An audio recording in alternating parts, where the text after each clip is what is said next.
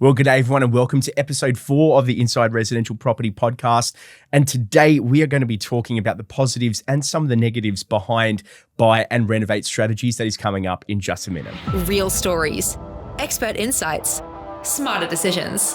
Going to call it the buy and renovate strategy. So that we're not tongue-tied or sounding like cats. We don't have a crystal ball whether the economy's changed like it did in your case or whether their lifestyle has changed. They almost freeze and they don't know what to do, and instead of doing anything, they do nothing. He didn't just stick to it, he adapted. Essentially, you're buying a problem and then you're providing a solution, and that's where the money really is. Nobody else has a pool in your area and then you're the only one to put a pool in. There probably isn't a demand for houses with pools. Tune in and find out. Well, good day, everyone. It's Liam Garman here, co-host of the Inside Residential Property Podcast, joined by my guest, co-host, James Thompson, Senior Buyers Agent at Rethink. How you going, mate? Yeah, I'm very well. Good time to be back on. I think it's my second time now. So Second time. Pretty happy to be here. Yeah, it's been a pretty big year over at Rethink. It's been a huge year across the group. A lot of things going on, a lot of businesses open, a lot of movement. So Give us a little bit of insight into Rethink. I was very fortunate enough to speak to a few members of the team yesterday. You guys have your fingers in a lot of pies. Yeah, a huge amount at the moment. I think, it's probably one of the reasons why we get so much traction is just we kind of see ourselves more as not really as a buyer's agent. I'd say more as a wealth growing partner where we offer so many products, the full spectrum to take a client from any given point. They can be an advanced client with multiple properties in a portfolio, or just starting out and help them get to whatever their next goal might look like. I think that's the kind of real magic that we have. I like to say, a lot of people out there, they're only ever going to sell you what product they've got to sell. We kind of hold all the products, so we're only ever going to advise people on what's best for their given situation. Yeah. Today, amazing theme that we're going to be unpacking. I'm going to let you introduce it. Burr. We're not going to call it that. That's the one time we get to use it. What's BUR? So today, we've got Daniel on the podcast, and we're going to be speaking about the buy, renovate, refinance, and rent out strategy. But for simplicity today, we're just going to call it the buy and renovate strategy so that we're not tongue-tied or sounding like cats throughout the episode. The renovation side of things is something that I think a lot of investors kind of get stuck on. From your perspective, what are some of the challenges that people have when they're renovating that they need to overcome and can work with experts such as yourself to manage? Yeah, I think the biggest problem that people have with, we'll call it renovating, but it's basically building equity within a property, right, by investing in it, is quite often to do with the location. So you not only do you need to find an opportunity that needs renovating in your own back garden, but you also need to kind of know how to do that renovation. And a trap that a lot of people can sometimes fall into is over capitalizing in an area. We were just speaking about it earlier where, you can buy a property that needs renovating, but to what level do you renovate that property? And that's where correct me if I'm wrong, it's the 3-to-1 kind of equity ratio. The money that you put in, you want to 3 times it. Yeah, roughly. I don't know if you get 3 times it these days. Yeah. And this is the thing. So I think when you're doing a buy and renovate strategy, one thing that you really need to do is you need to understand what are the other products in the market that have sold. And I'll just use a really kind of blasé example of if nobody else has a pool in your area and then you're the only one to put a pool in, there probably isn't a demand for houses with pools. Right. Just that's a kind of really silly example where we go, okay, well, if there's not a demand for a product in a given area, then people probably don't want it in that area. So you can be really wasting your money. So we are joined by someone who's gone through this process that has worked with Rethink. We are joined by Daniel Hislop. Daniel, how you going, mate? I'm good, thank you. How are you? Good. And you went through this process. So from your perspective, it's something that I think a lot of Australians are very keenly interested in. I think a lot of Australians fancy themselves tradies to a point, though there are a lot of people that get this really wrong. And there are a lot of people that drop a lot of money into it and don't get that 3 times equity return, maybe none at all. They end up taking a lot of time off work. They end up overspending on the reno. Daniel, give us a little bit of background into your story. You did this, then you bought a bookkeeping business and you reinvested the capital into growing your own trade. Yeah, so I've always loved numbers and sort of business while I was at school, so it was never really a choice for me. I was always going to be an accountant. And my parents actually involved me in their finances from a young age, so helping them pay their bills, but also they had a couple of rental properties, so I got involved in managing their rental properties at that point. So got into uni, started a job straight away. Full-time uni wasn't for me. Got a job in accounting while I was studying at night at uni, and then really looking to buy properties from the start. Tried to find a few different investments while I was in my first couple of years, but as many people I find didn't have the confidence to pull the trigger and to actually go, yeah, I'm going to buy something at that age. Then I met my wife, and so ended up using the funds that we had saved to purchase a unit that we lived in. So the first purchase was a home unit to live in, and then quickly soon after went into some investments 50-50 with the in-laws. You've managed to grow your bookkeeping business to 8-9 people just in the course of about a year, which is pretty fantastic growth. From a business side, how did you manage to grow that quickly? Through a couple of acquisitions. So we did acquire a couple of existing businesses that were looking to exit, and so use some of the cash that I had to invest in that. And also relationships. I feel like relationships are key in offering people a quality service, and there's been a fair bit of organic growth as well going. You develop relationships and build up alongside people, and they're more likely to talk about you, and all of a sudden the door's overflowing. And I think that's where we got to a point as well where we're like, well, we have to either put staff on or start turning people away. And it ended up being that we just keep growing the team at this point. And kicking this off, it was a case that you use property, you use real estate as that vehicle to build your own business. James, I'll pass it across to you to go through the journey that our guest has had. Yeah, perfect. So, Daniel, could you give us just a 60-second spiel of, that investment journey within real estate and, how you moved along it? Yeah, so I guess purchasing my first unit, about 22, so owner-occupier, and then 2021 purchased a 3-bed house with my in-laws, renovated that, built a granny flat on that.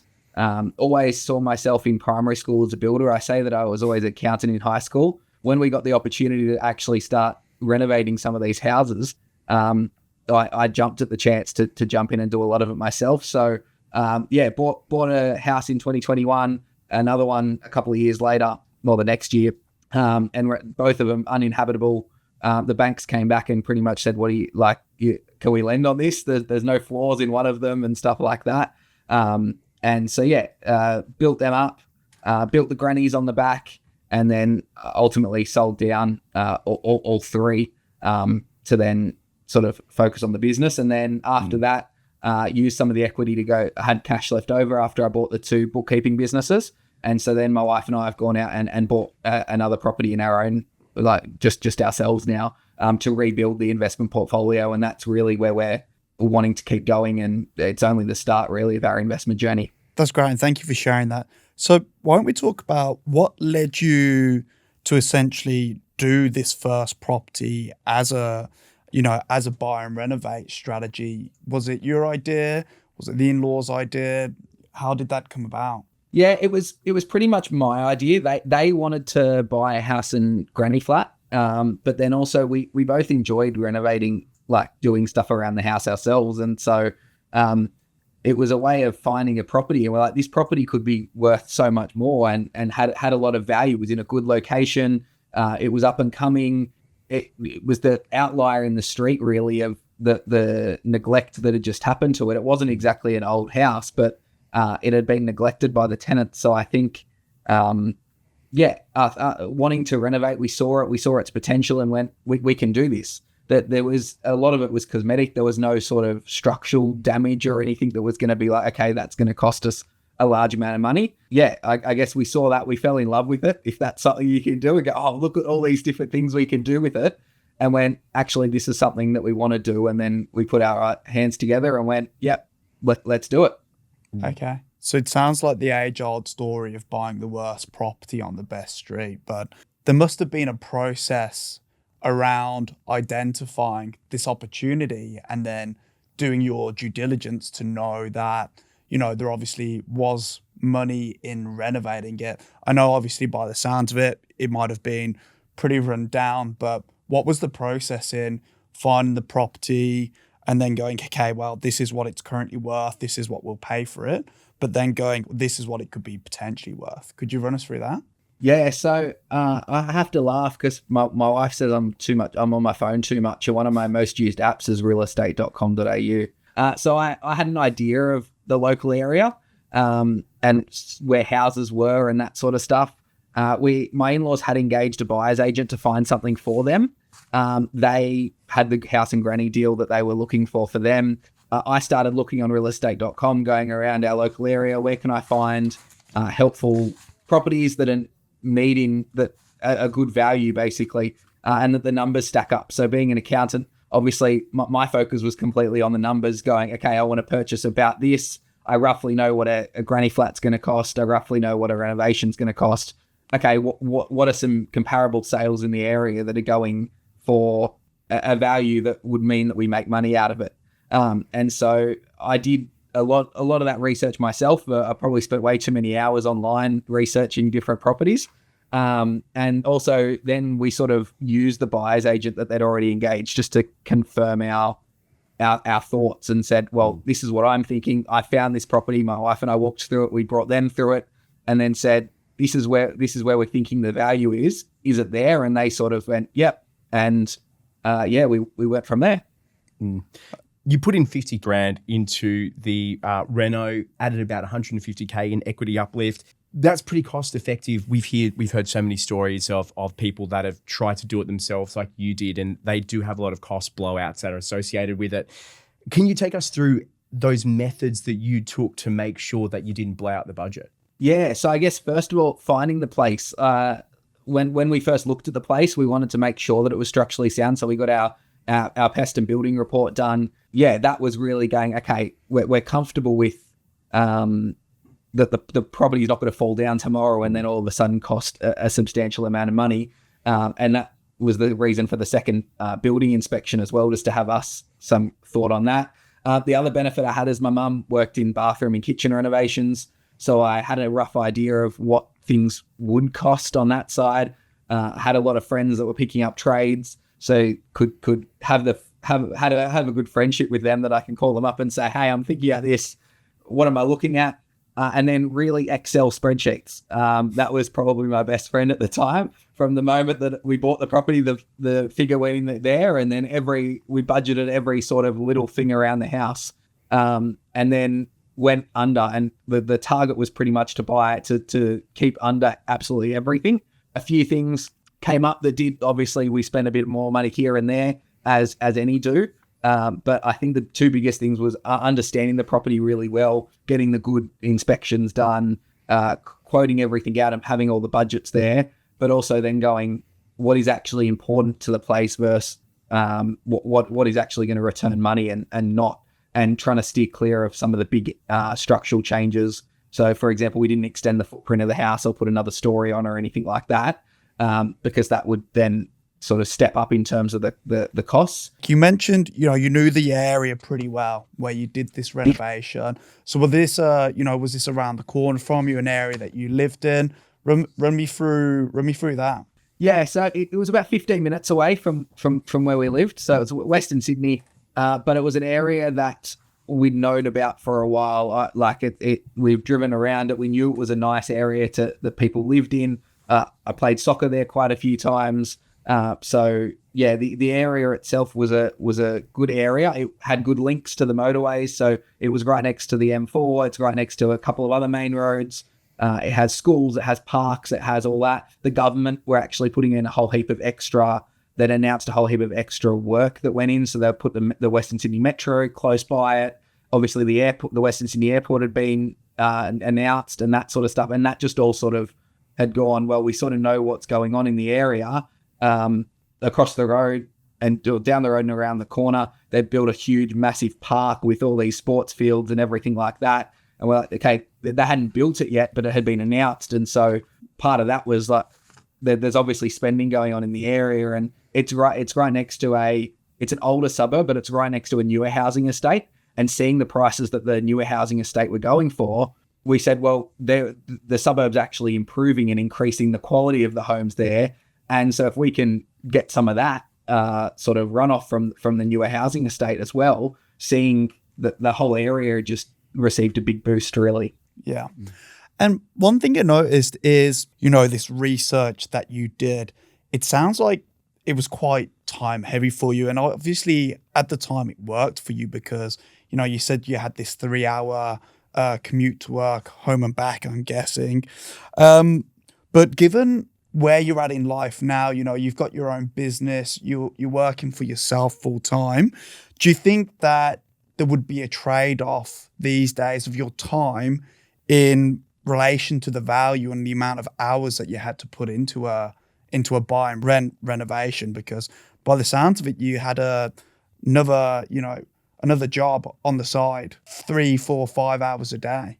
Yeah, and it did feel like that. It did feel like it was all consuming. So several hours, several days a week I was spending doing the research, and then Friday nights, Saturday mornings, Saturday nights, like the whole weekend as well. So for the 12 weeks that the first renovation took, we were pretty much there every weekend. So yeah, different stages of life now means that it makes it more difficult. And I didn't have a child at the time. I've got a young daughter now, which meant that that even got trickier. But it was even an example in the second one. We had 4 hands for the first one and it moved quite quickly. My wife was pregnant during the second renovation, so her capacity was actually reduced as well, and what she could do as she got further on in the pregnancy. And so, that sort of played around with that. What I want to understand is how you went from that initial first buy and renovate into the second one. So you've manufactured the equity. When did you put the granny flat in? How did you do it? Did you draw down money from the property to put the granny flat on?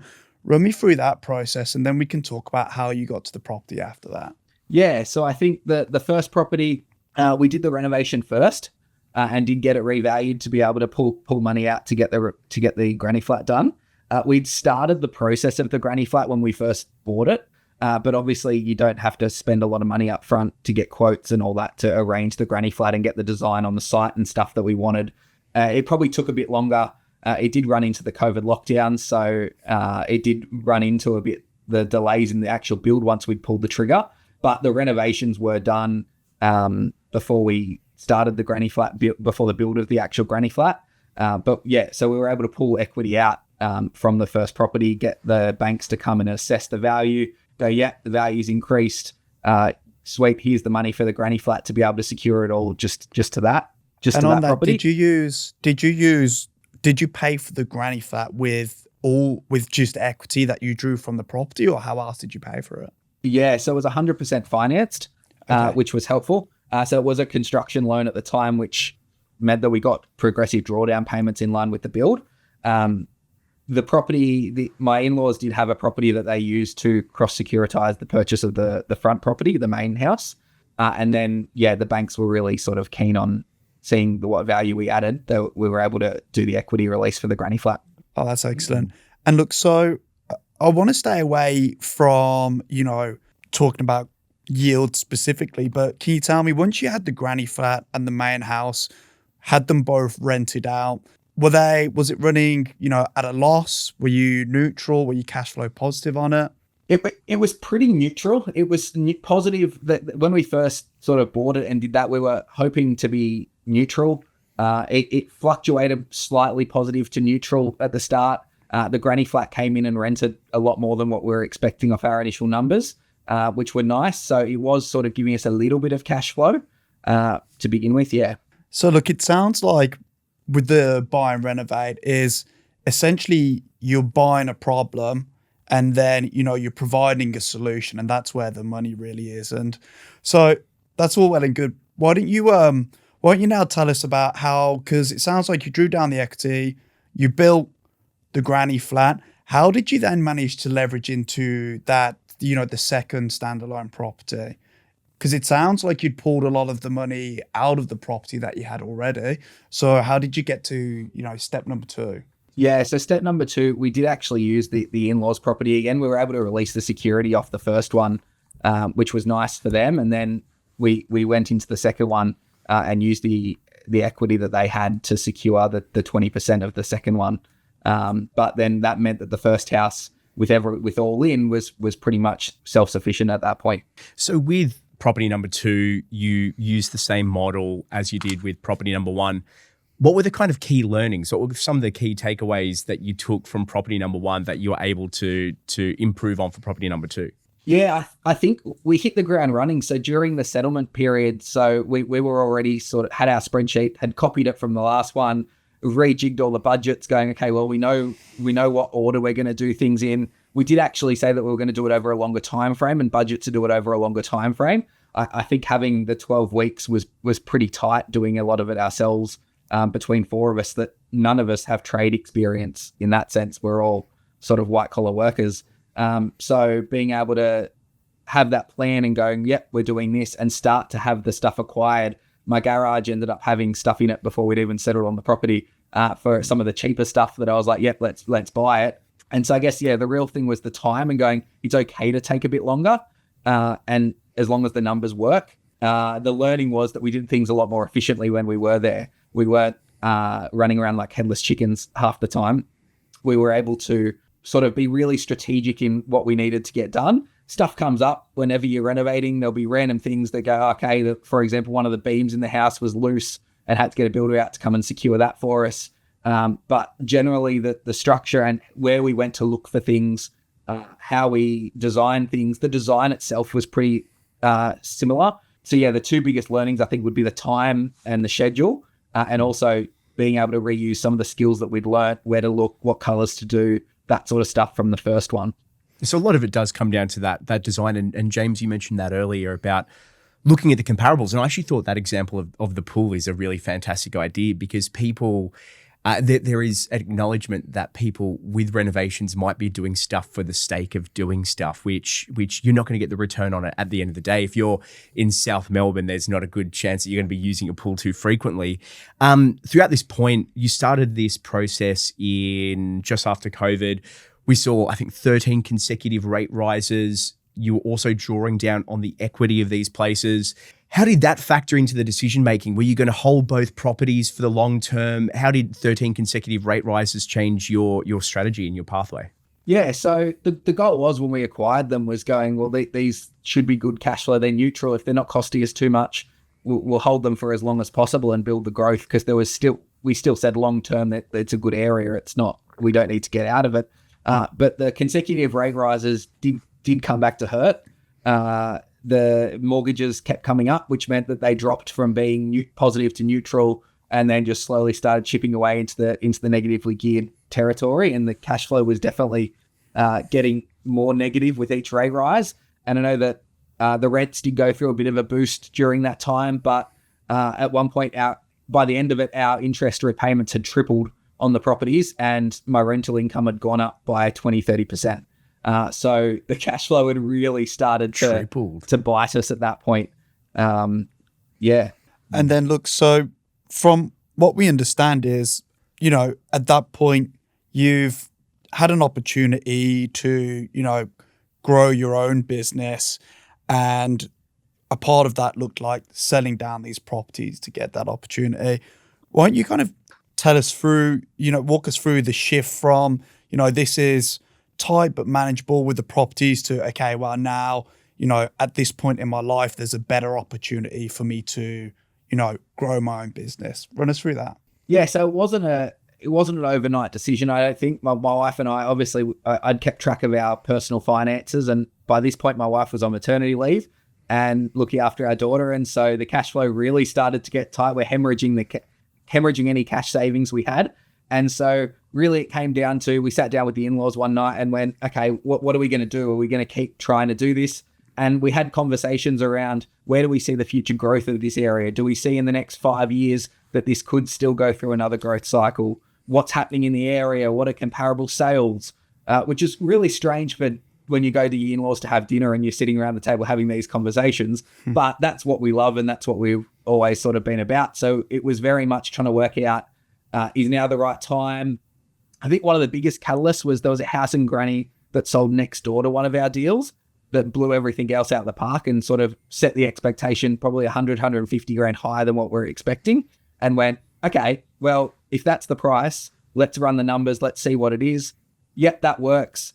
And then at a similar time, I'd made the decision that I was looking to leave my current firm and go start my own business, and went, well, what's the cash flow going to do for us? If I'm going to go work for myself, I can't have, with my wife on maternity leave, I can't have thousands. It ended up being thousands and thousands of dollars a month that we were putting into these deals.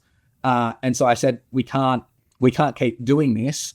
And then we also said, I've got my home office that I had for my work and now for my business, as well as my daughter. And we said, well, we're in a 2-bedroom unit. At what point do we need to make the step up and live in something else? And so we started looking at 4-bedroom houses and go, well, do we sell and go buy a house?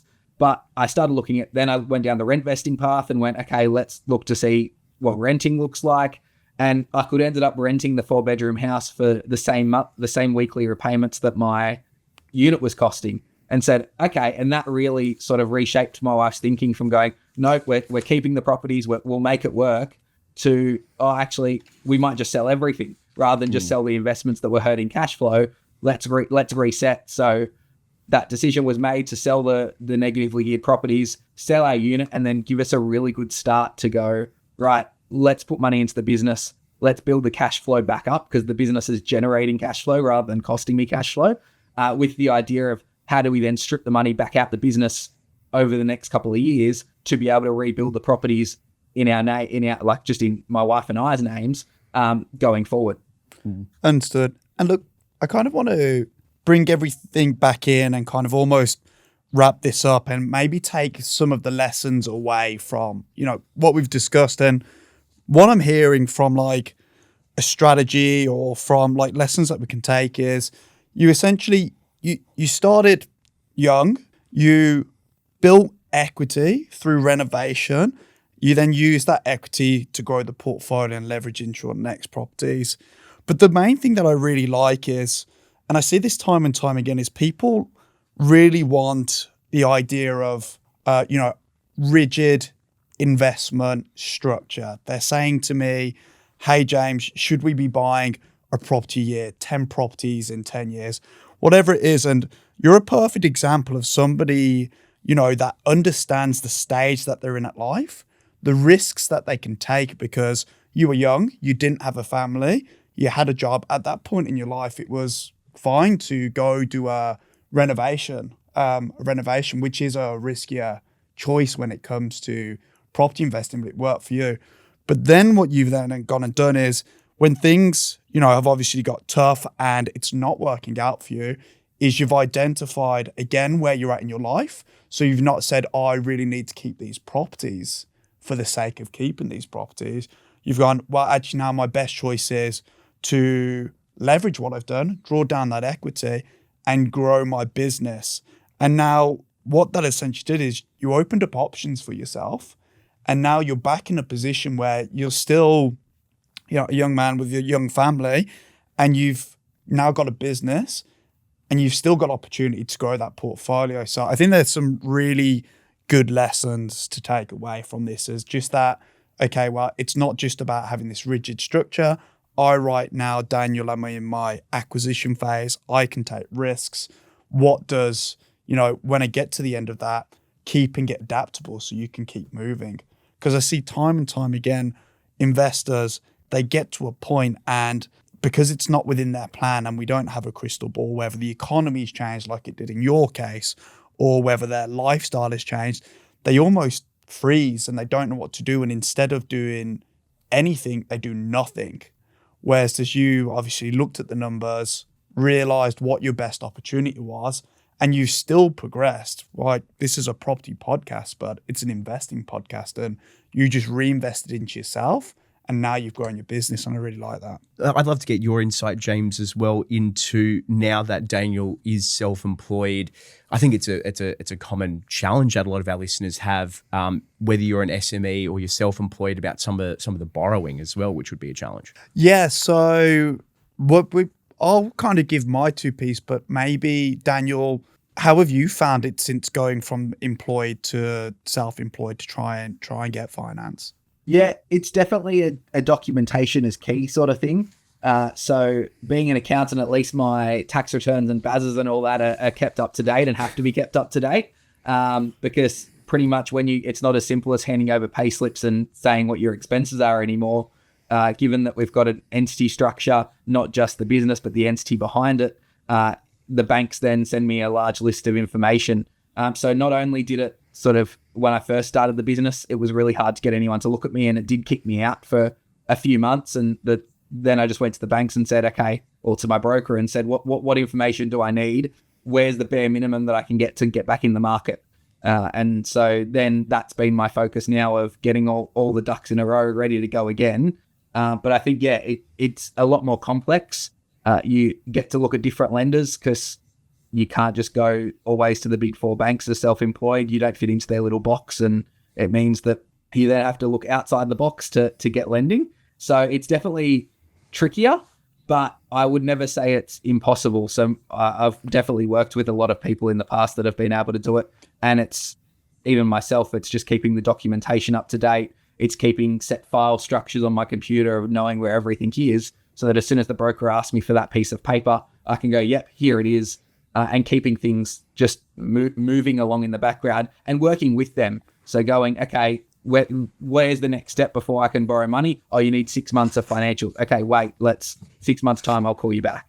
I think you really hit the nail on the head there as well. And it's something I wrote down, which is, it's not the lending that's the problem. It's the documentation that's the problem when you start working for yourself. And I think, particularly for you, when you start now planning the second phase of your journey, you do have the opportunity to obviously make the numbers work for you. One, with being an accountant, but two, now being, self-employed, probably PAYG, I'd imagine. There's things that you can do, documentation that you can do to position yourself to be able to get the best from a taxation point of view and also from a buying point of view. But I suppose, have you started considering, the structures that you should be buying under, and how you're going to start growing that portfolio again? Definitely. And that's something, obviously, the accountant side of me goes, yeah, I know what structures, but also then working with my broker to make sure it's going to work, because there's a big difference between minimizing tax and not then being able to get any lending. So it's really been working with them, going, this is my idea for my ideas for the structure. And for example, the investment property that my wife and I now own is in another entity. But working with the broker, going, okay, how do I work with both? I don't just want to minimize tax and then you tell me I can't borrow for 3-4 years, but it's working with the broker and the accountant, me in this case, to work together. What structure are we using when, and how do we not get stuck? How do I not get to a point where I've got a set amount of debt and I can't do anything for years upon years because I've done things a certain way, where I could have just made changes at the start? Because the difficulty with buying property, you buy it in the wrong entity. It's not a simple thing of just being able to change it at any point. So it's really important to get it set up from the ground up now, the structuring right, and then making sure that I'm in constant discussions with the broker, working out how do I move forward and which levers do I pull when. And look, we've kind of obviously spoke about your journey, and now, we kind of talked about the next steps, and it sounds like you obviously had a lot of time to do these renovations and flips, but now you're going to have to adapt your strategy of how you're purchasing. And I see this quite often with investors that go through this transition, where the risks and the time available do change. And so when you're moving forward now, have you given much thought as to the type of asset that you're going to be purchasing, or, whether it's, you've said that it's not going to be another renovation and flip. So probably more understandably now is the story. Sorry, I'll rephrase. The story is probably more now that you've you've started off really strong, built that equity, but now you need to go to more of a passive strategy. So you're transitioning from a very proactive strategy to being a passive investor because your time can be better spent elsewhere. Would that be fair to say? Definitely. The time frame for me is my days are long at the moment, particularly the midweek. The weekends I try and set aside to catch up on housework and spend time with the family. So I don't want to be sort of too involved in that sort of stuff. So it is finding properties that are still in the right location, still going to grow, but I don't have that supercharge of the renovation that I can do at this point in time. You touched on it before, Daniel, which was, construction costs have boomed. I think construction costs have gone up 40% since COVID. And we've spoken about a few times that essentially you're working a second job after you're on the train for a few hours coming home and you're working for several hours at night to get this done. For our listeners who still want to do this, still want to have a crack with renos, what are some actionable takeaways that they can learn from your experience to bring into their own renos? I guess the first one, whilst it was almost a second job with the amount of hours involved, it paid more than the equity uplift was way more than what I actually earned in my full-time job for any of the time. So there was definitely a reward there. And I guess the other sort of key takeaways, keep on track of it, make sure you're managing the costs and budgeting it out really well. Obviously, the accountant in me loves that, but it was very easy for things to go south if we spend more money on different areas. So it was really keeping it nice and tight and succinct, and also engaging the appropriate trades when we needed to. So we didn't do absolutely everything ourselves, but it's working out which trades are cost effective to get in to do everything, and which ones you're better off doing yourself and that you're licensed to. At the time, buying Renovate was the right tool for that part of your life. The smart part is that you didn't cling to it once things got tough, and you can always absolutely come back to, value add deals once again it's the right point in your life. So really thank you for that and sharing that with us. So Daniel, if you had your time again, would you still start with a value add, and what would you change? I definitely think so at that stage of life. Like you said, the risks lined up. I had the time to be able to devote to it.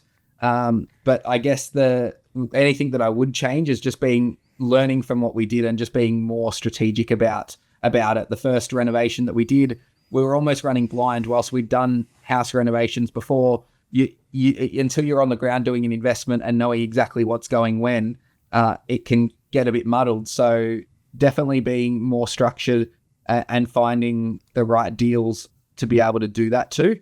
Perfect, mate. Well, look, Daniel, thank you very much. I appreciate you taking us through your story. Dan, thank you so much for your time today. Thank you so much for joining us. No worries. Thank you. Thank you, Daniel. Awesome. Fantastic return, fantastic equity uplift that Daniel had throughout his renovations. But as we highlighted a few times throughout the podcast, costs are going up. You're working a second job. You would have heard this 1,000 times. I've heard it 1,000 times where people start a renovation, they regret it pretty quickly because doing it in afternoons, doing it in weekends, you burn out pretty quick.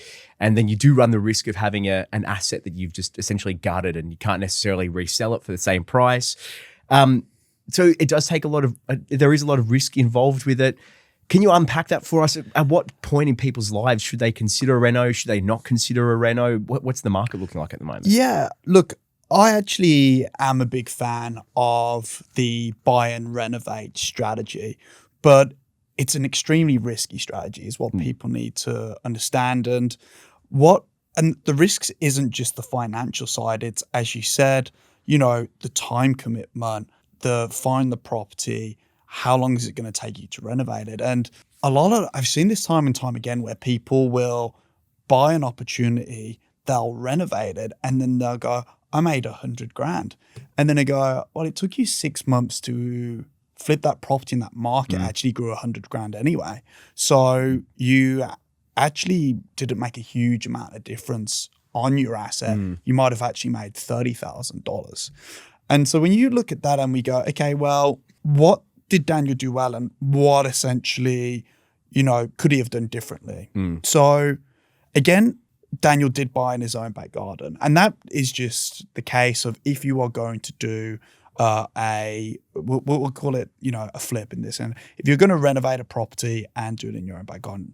So at the same time, Daniel might have actually been able to purchase into a market that could have been doing 12% growth, like some of these Queensland markets right now, and done absolutely nothing and probably got the same return. Now, given, he might not have had the price point to get into those markets, but it's one case on doing the renovations and making money, but also understanding your opportunity cost. You got to go back to the basics of that opportunity cost, which is you could have been a super passive investor, parked your money elsewhere, and actually ended up better off, which is a bit of a challenge, especially because the work that does go into it. I think one of the main lessons from what Daniel did, and this is one thing that I really like, is understanding where you're at in life and the risks that you can take. So Daniel was young.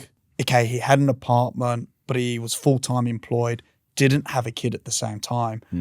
He didn't have a lot to lose from an investment point of view, right? Fairly low risk in some instances. Let's say this renovation went horribly wrong for him, which thank God it didn't. For him to start back off in such a young age, he would have still been okay, right? He's got time. He's got time on his side and all things in between. Once he obviously took that risk, which was in line with where he was at in life, is he didn't just stick to it. He adapted. And a lot of people, when they are trying to come up with their own strategies, they create these super rigid structures, which is, I expect to buy one property every year and a half or every 2 years, or I'm going to buy 5 properties and then get into commercial. And I want to do that in 5 years. But none of this actually takes into consideration your life, which is very variable, the economy, which is very variable. So it's all well and good of having goals, but those goals need to be more formulated around where you're at in life. And then what I say to people is, then every kind of iteration of that goal needs to be, okay, I'm trying to build my wealth at the moment. So on my wealth accumulation goal. So your goal isn't to buy 5 properties, it's to accumulate wealth.